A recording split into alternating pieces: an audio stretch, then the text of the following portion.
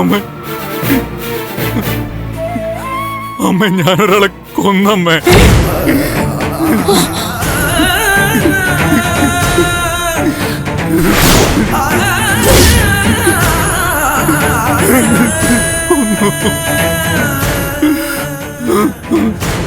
ഞാൻ കൊന്നതാ നന്ദ.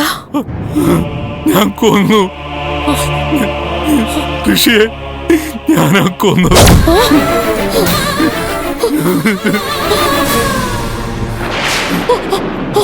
അമ്മേ അമ്മേ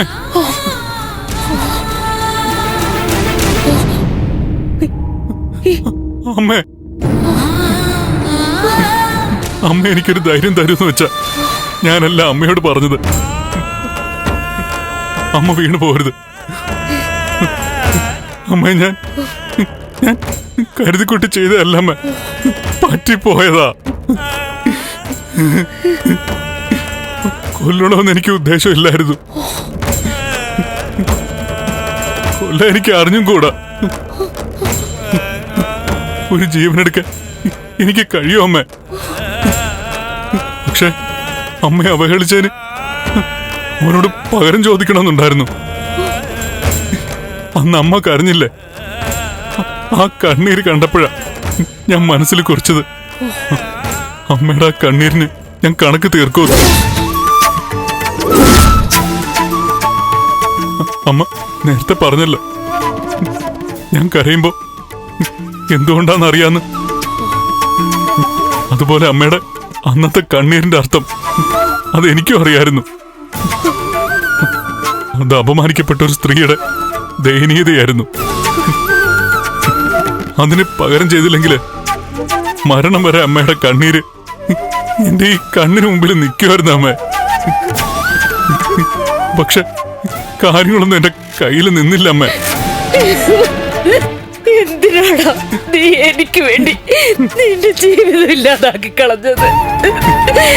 അമ്മയ്ക്ക് വേണ്ടി ആയതുകൊണ്ട് തന്നെ എന്റെ ജീവിതത്തിന് ഇനി എന്ത് വന്നാലും പ്രശ്നമില്ല. എന്റെ ജീവിതത്തിന് ഒരു അർത്ഥം വന്നത് ഇപ്പോഴാ അമ്മ.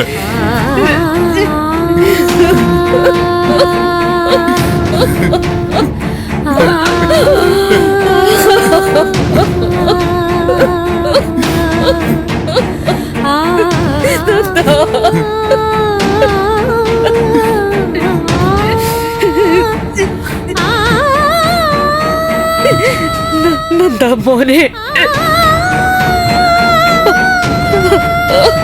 ഞാൻ ഋഷിയെ കാണുമ്പോ കെവിനും എന്റെ കൂടെ ഉണ്ടായിരുന്നു.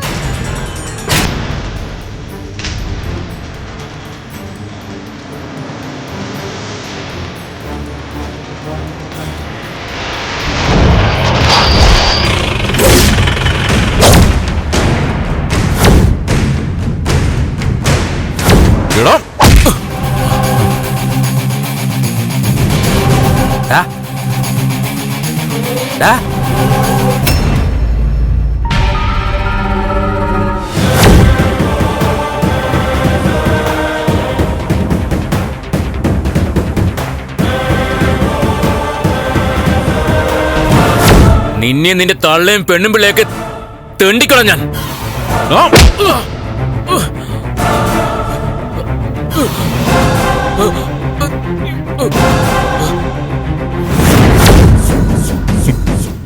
അമ്മ അന്ന് ഡിവൈഎസ്പിയോട് വന്നത് ദേവിക വിളിച്ചതുകൊണ്ടായിരുന്നില്ല.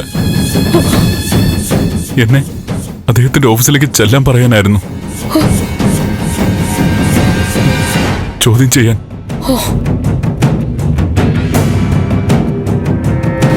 എന്തായാലും അന്വേഷണത്തിന് നന്ദന്റെ സഹായമൊക്കെ വേണം. ഉണ്ടാവും സാർ. അങ്ങനെയാണെങ്കിൽ ഇന്ന് എൻ്റെ ഓഫീസിലേക്കൊന്ന് വരാൻ പറ്റും? ഞാൻ മാത്രമല്ല, സംഭവങ്ങളിൽ കെവിനും എൻ്റെ ഒപ്പം ഉണ്ടായിരുന്നു.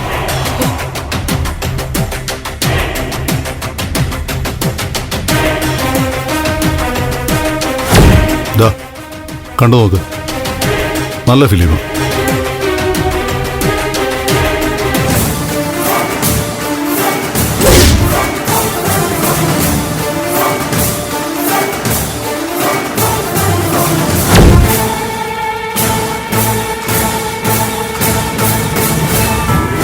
ഇത് മുഖ്യമന്ത്രിയോ മന്ത്രിയോ ഒന്നല്ല.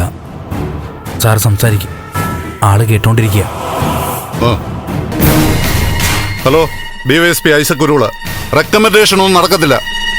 ആരാ സംസാരിക്കുന്നത്?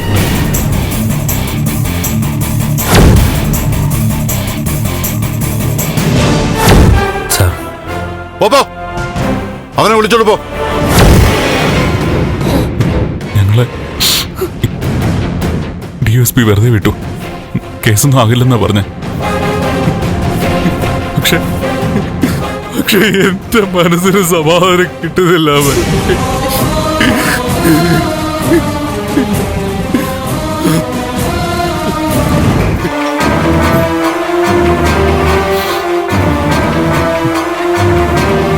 മോനെ വേണ്ട, എന്റെ കയ്യിൽ രക്തക്കറയുണ്ട്. വേണ്ട എന്ത് രക്തക്കറ? നീ എന്റെ രക്തോ?